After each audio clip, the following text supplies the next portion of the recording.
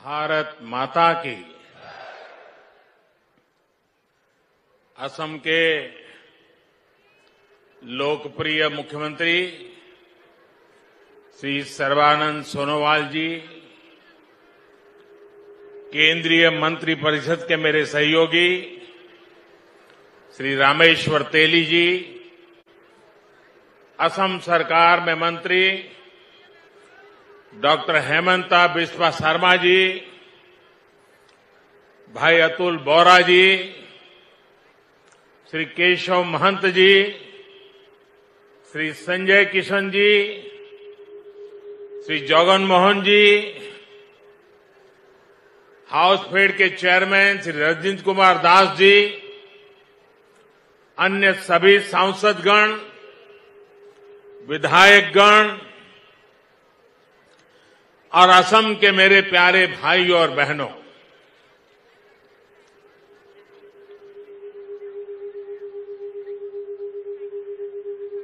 ये जरा माइक ठीक करिए भाई, बीच बीच में आवाज आ रही है।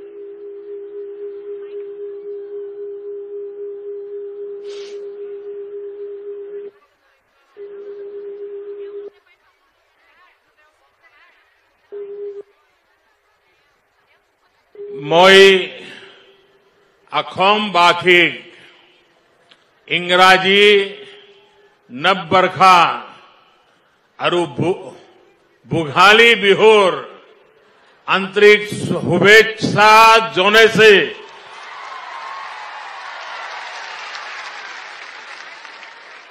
अही बालोगिया दिनबुर होकेलुरे बाबे हक अरो हमरे धीरे पूर्णा हक।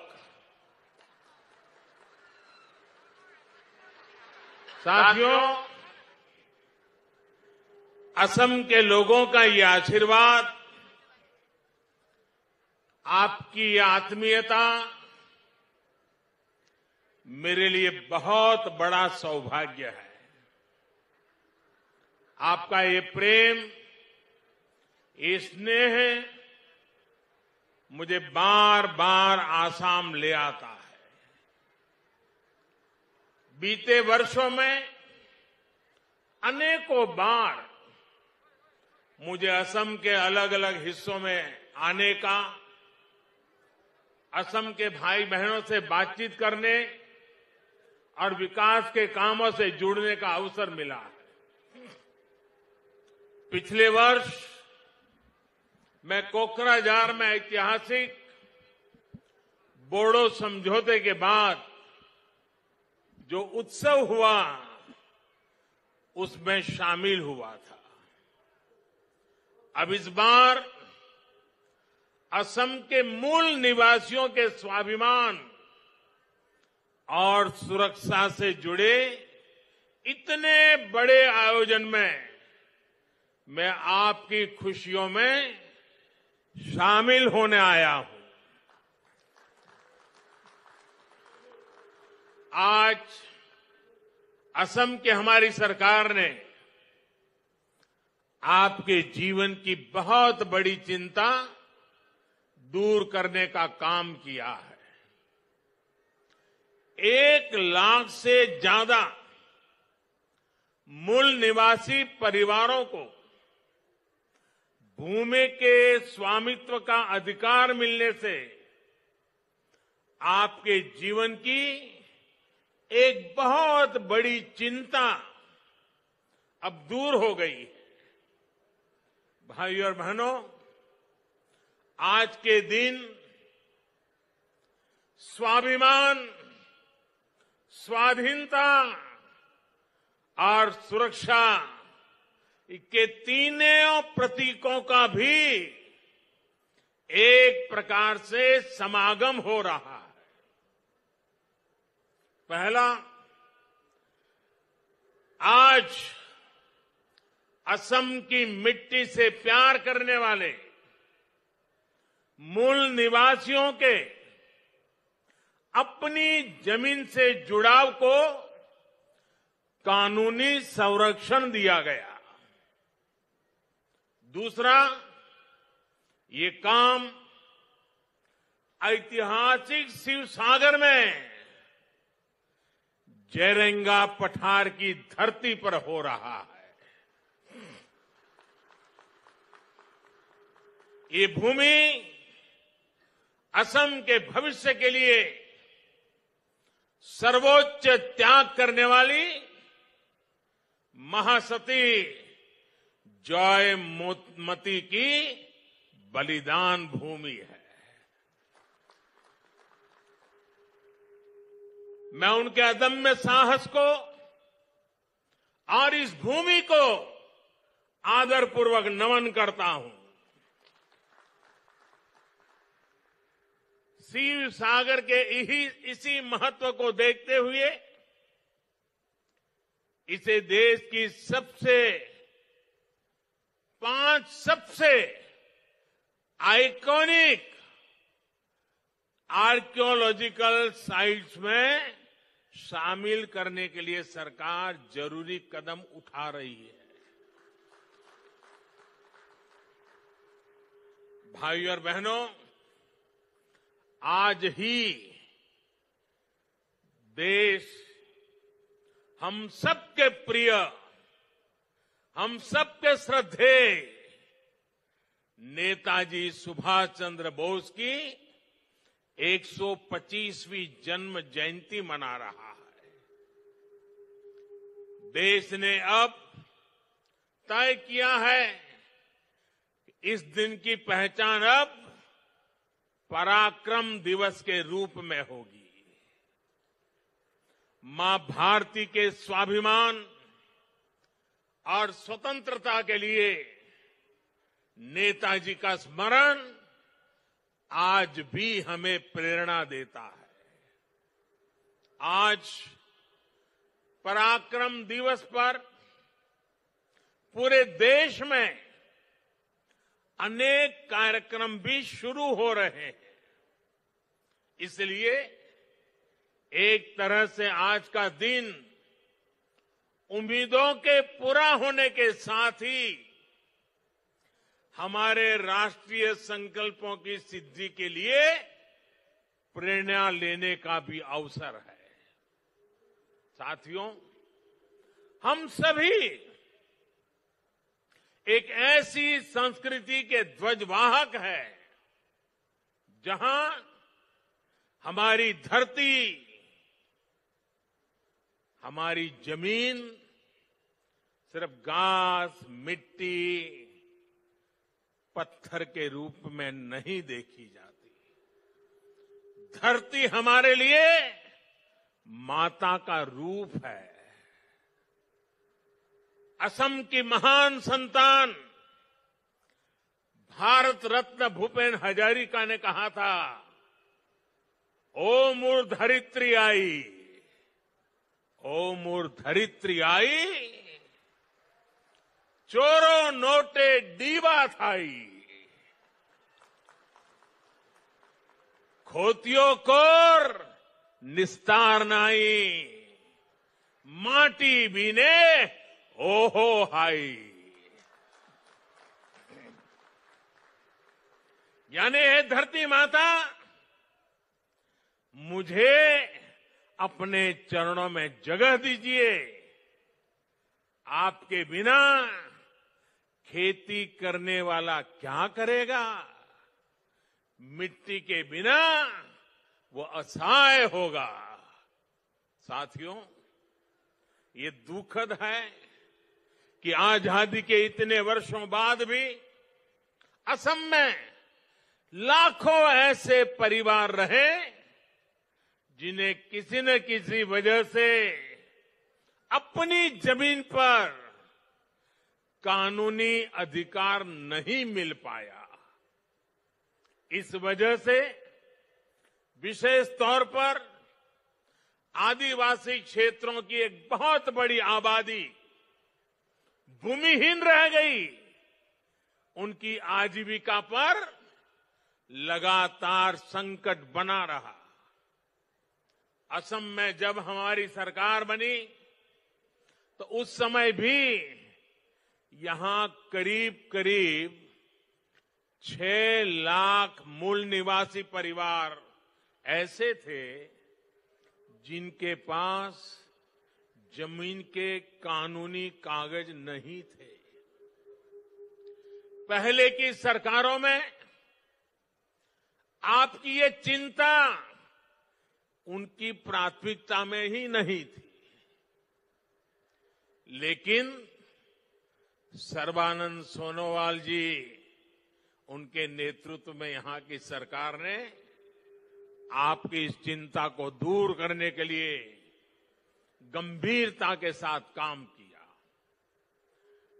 आज असम के मूल निवासियों की भाषा और संस्कृति की संरक्षण के साथ साथ भूमि से जुड़े उनके अधिकारों को सुरक्षित करने पर भी विशेष जोर दिया जा रहा है। 2019 में जो नई लैंड पॉलिसी बनाई गई है वो यहां की सरकार की प्रतिबद्धता को दिखाता है।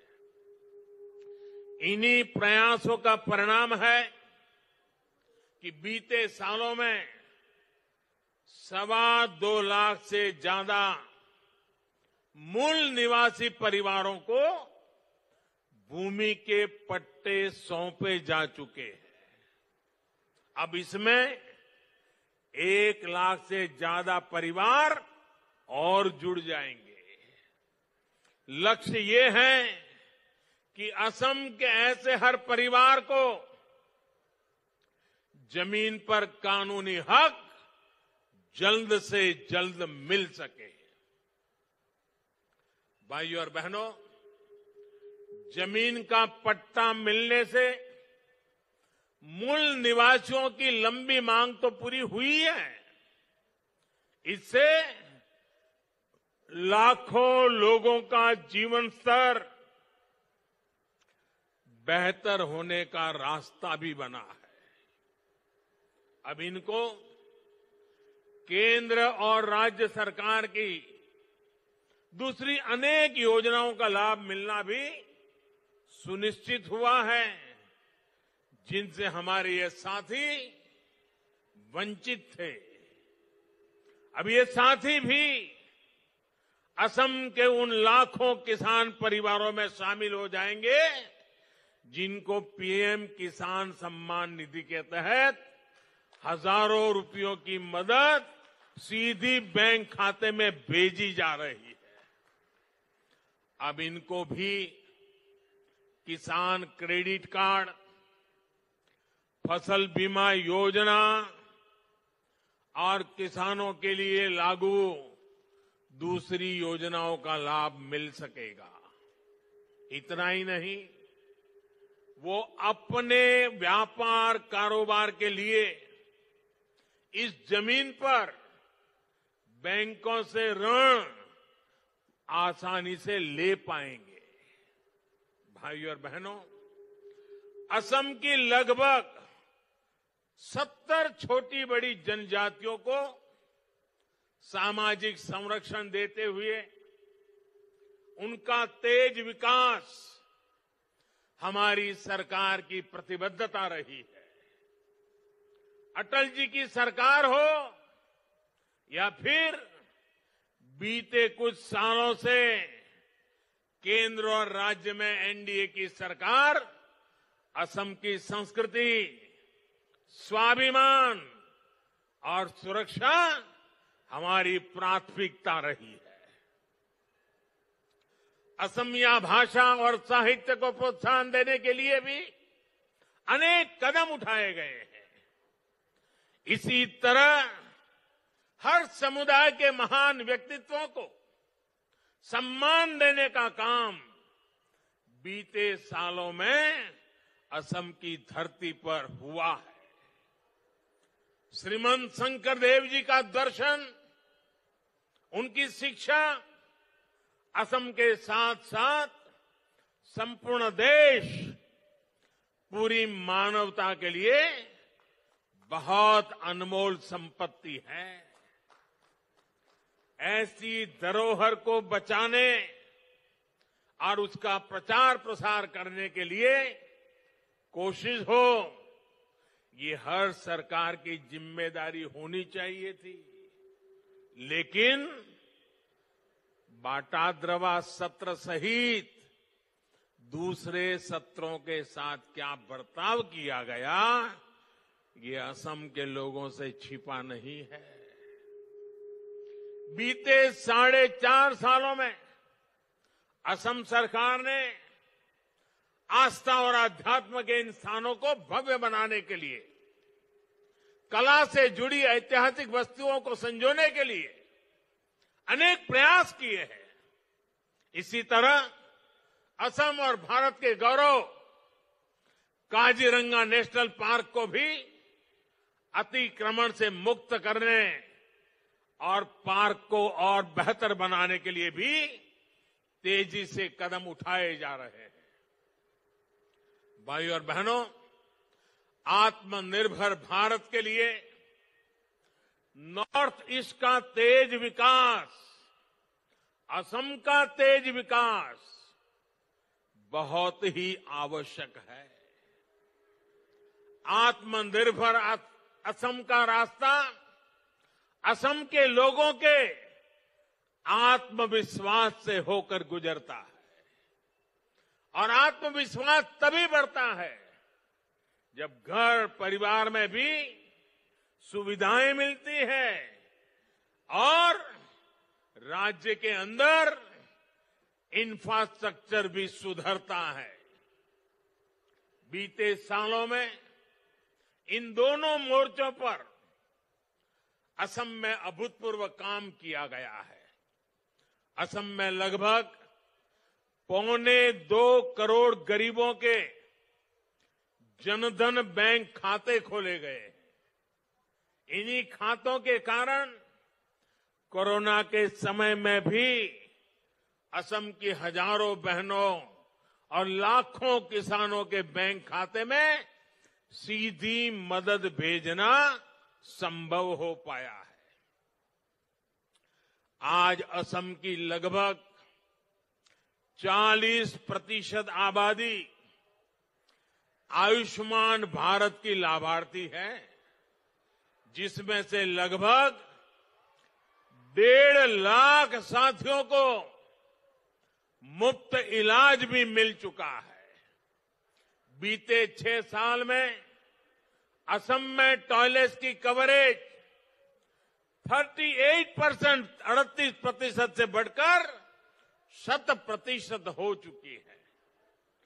5 साल पहले तक असम के 50% से भी कम घरों तक बिजली पहुंची थी, जो अब लगभग 100% तक पहुंच चुकी है।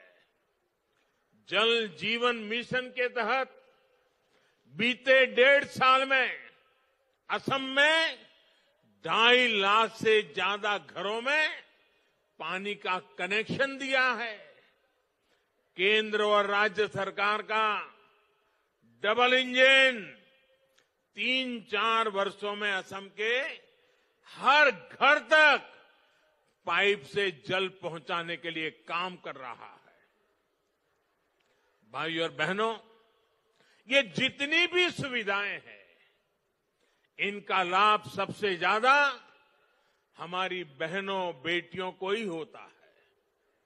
असम की बहनों बेटियों को बहुत बड़ा लाभ उज्ज्वला योजना से भी हुआ है।